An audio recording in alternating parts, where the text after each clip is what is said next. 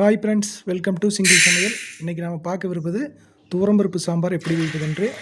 துவரம்பருப்பை குக்கரில் போட்டு 1 டம்ளர் அளவு துவரம்பருப்பு போட்டு அதை நன்றாக கழுவி பின்னர் 3 டம்ளர் தண்ணீர் விட்டு குக்கர் மூடி போட்டு வெயிட் வைக்கவும். பின்னர் ஒரே ஒரு விசில் வரும் வரை காத்திருக்கவும். ஒரு விசில் வந்தவுடன் அடுப்பை அணைக்கவும்.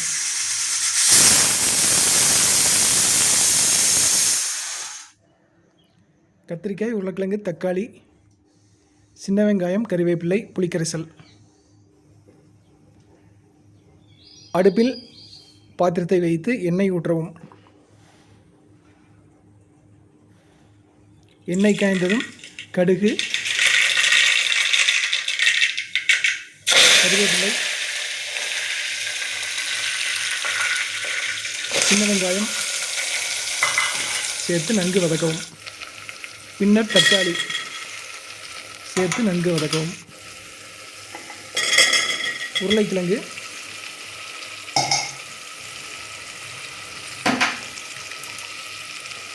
கத்திரிக்காய் எல்லாவற்றையும் நன்றாக வதக்கவும். பின் மிளகாய்த்தூள், சாம்பார் தூள் சேர்த்து நன்றாக வதக்கவும். உப்பு,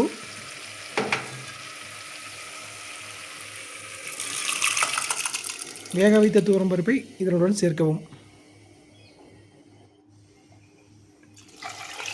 தேவையான அளவு தண்ணீர் விடவும். ஒரு 5 நிமிடம் நன்றாக கொதிக்கட்டும். இப்போது மஞ்சள் தூள் சேர்த்து புளிக்கரைசல் சேர்க்கவும். இன்னும் ஒரு 5 நிமிடம் நன்றாக கொதிக்கவும். பெருங்காயத்தூள் சேர்க்கவும். இப்போது சுவையான துவரம்பருப்பு சாம்பார் ரெடி. லைக் பண்ணுங்கள், ஷேர் பண்ணுங்கள், சப்ஸ்கிரைப்